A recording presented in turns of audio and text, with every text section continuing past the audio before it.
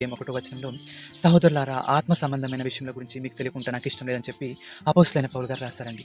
చాలామంది పేరెంట్స్ వాళ్ళ పిల్లలు చిన్నగున్నప్పటి నుండే వాళ్ళ ఇష్టాలేంటో తెలుసుకొని వాళ్ళ ఇష్టానుసారంగా వాళ్ళని ప్రోత్సహించే వారిగా ఉంటారండి. ఎందుకంటే వాళ్ళకి ఇష్టమైనది ఏదైతే చేస్తారో వాళ్ళు ఫ్యూచర్‌లో ఆ విషయంలో ప్రయోజకులుగా ఉంటారని చెప్పి. కొంతకాలం ఉండే ఈ లోకంలోనే వాళ్ళకు అంత ప్రోత్సాహం అందించే వారిగా ఉన్నట్టయితే నిత్యం ఉండే ఆ పరలోక రాజ్యం గురించి మనం ఇంకా ఎంత ప్రోత్సహించే వారిగా ఉండాలండి.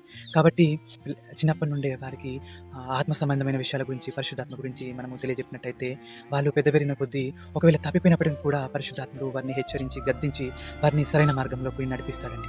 కానీ చాలామంది పేరెంట్స్ అలా చెప్పకుండడం వలన వాళ్ళు పెద్ద పెరిగి నేను మందిరానికి రాను, నేను ప్రార్థన చేయను, నేను వాక్యం చదవనని చెప్పి మొండిగా తయారయ్యే వారిగా ఉంటారు. కానీ మనం ఎప్పుడైతే చిన్నప్పటి నుండే పరిశుద్ధాత్మ గురించి, ఆత్మ సంబంధమైన వరాల గురించి మనము వారికి తెలియజెప్తామో, వాళ్ళు పెద్ద పెరిగినంక దేవునికి ఎంతో ఇష్టలుగా, ప్రార్థన చేసేవారుగా, ప్రార్థన పరులుగా, ఆత్మ సంబంధమైన వ్యక్తులుగా, దేవునికి ఇష్టానుసారంగా జీవించే వ్యక్తులుగా వారు జీవించే వారిగా ఉంటే